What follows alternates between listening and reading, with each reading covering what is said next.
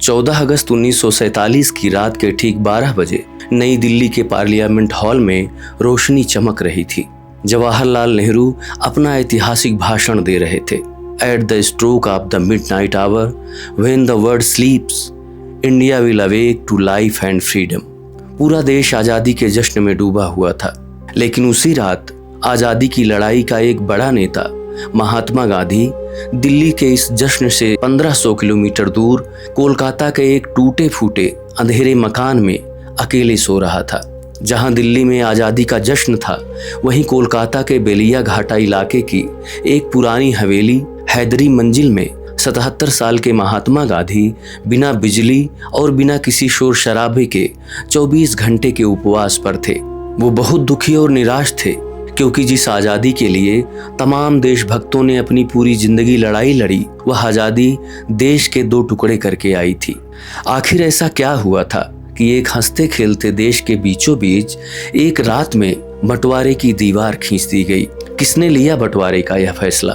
15 अगस्त 1947 के दिन आज़ादी और उसके एक दिन पहले हुए बंटवारे में पर्दे के पीछे क्या क्या हुआ था, जो आज भी बहुत कम लोग जानते हैं। नमस्कार दोस्तों, मैं हूं विपिन त्रिपाठी और गौरव गाथा के इस एपिसोड में हम जानेंगे भारत के बंटवारे की पूरी कहानी। वीडियो पसंद आए तो इसे लाइक और शेयर जरूर करें। तो आइए शुरू करते हैं। दोस्तों, भारत का बंटवारा 14 और 15 अगस्त 1947 की आधी रात को लागू हुआ, लेकिन इसकी नींव एक दिन में नहीं रखी गई थी।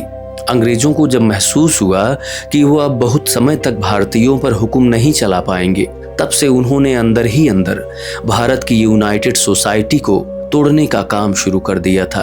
दरअसल जब अंग्रेजों ने देखा कि अगर हिंदू और मुस्लिम एक साथ मिलकर लड़ेंगे तो ब्रिटिश राज खत्म हो जाएगा, इसलिए 1909 में उन्होंने मोरले मिंटो रिफॉर्म्स के तहत दोनों धर्मों के लिए अलग अलग वोटिंग सिस्टम बना दिया और यहीं से धार्मिक राजनीति की शुरुआत हुई।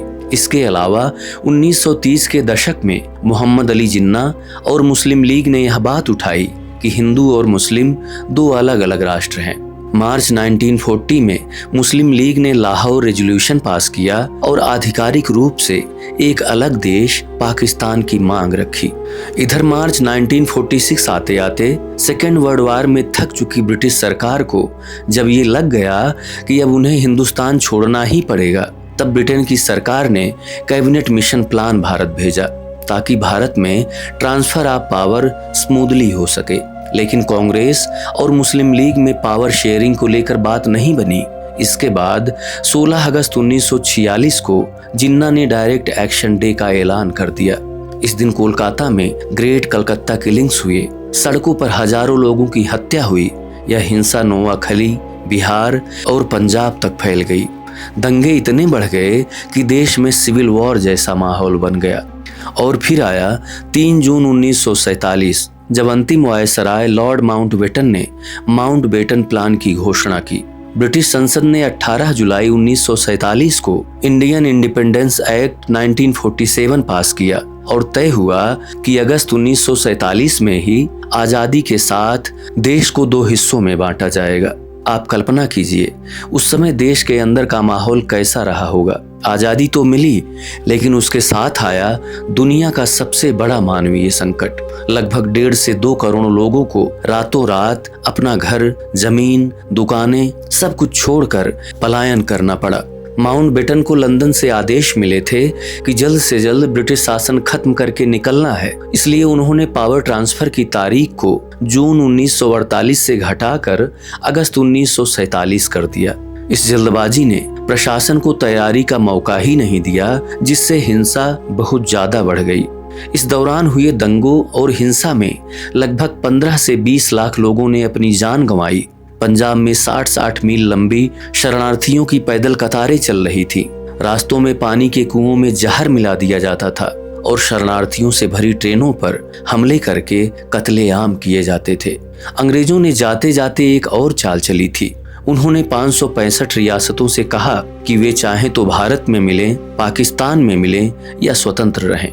इस वजह से जूनागढ़, हैदराबाद और कश्मीर जैसे राज्यों को लेकर गहरा राजनीतिक संकट खड़ा हो गया। सबसे बड़ी बात, पुलिस, मिलिट्री, रेलवे, यहाँ तक कि सरकारी खजाना, हर चीज का बंटवारा हो रहा था। जिससे लॉ एंड ऑर्डर पूरी तरह से ध्वस्त हो चुका था।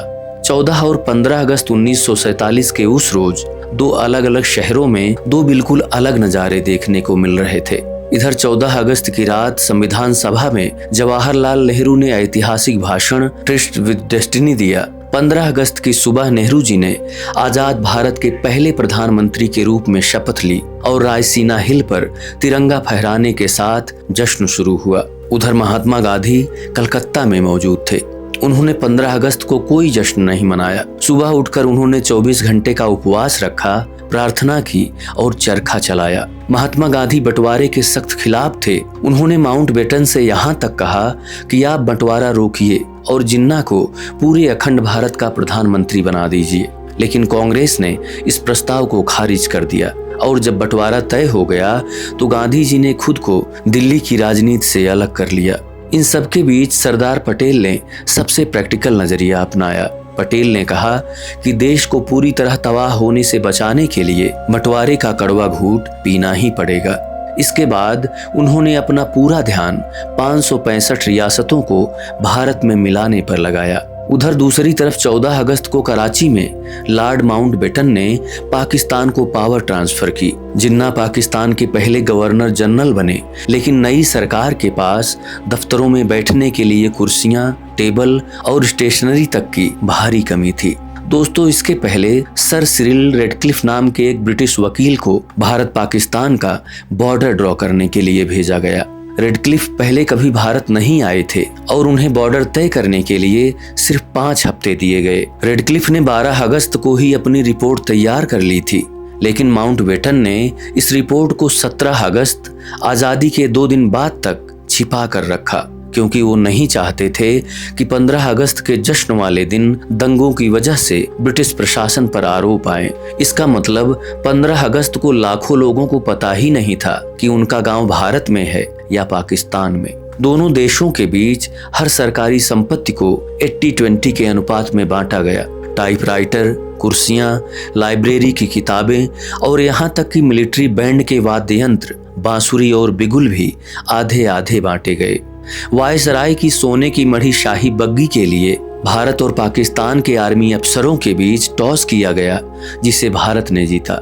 बंटवारे के समझौते के तहत पाकिस्तान को 75 करोड़ रुपए मिलने थे। 20 करोड़ दे दिए गए थे, लेकिन बंटवारे के महज 2 महीने के भीतर अक्टूबर 1947 में जब पाकिस्तान ने कश्मीर पर हमला कर दिया, तब गृहमंत्री सरदार पटेल ने बाकी 55 करोड़ रुपए रोक लिए। पटेल ने कहा कि इस पैसे से पाकिस्तान हमसे ही लड़ेगा, लेकिन महात्मा गांधी ने इसे वादे का उल्लंघन माना और 13 जनवरी 1948 को आमरण अनशन शुरू कर दिया। उसके दबाव में आकर भारत सरकार को 15 जनवरी 1948 को बाकी बचे 55 करोड़ रुपए पाकिस्तान को रिलीज करने पड़े।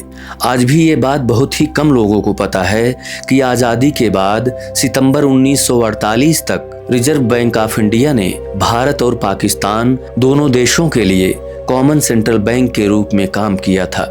दोस्तों, 1947 का बंटवारा सिर्फ जमीन का कटना नहीं था, बल्कि यह करोड़ों लोगों के दिलों, परिवारों और उनकी यादों का बंटवारा था। आज़ादी की कीमत हमने लाखों लोगों की मौत और दुनिया के सबसे बड़े विस्थापन से चुकाई है।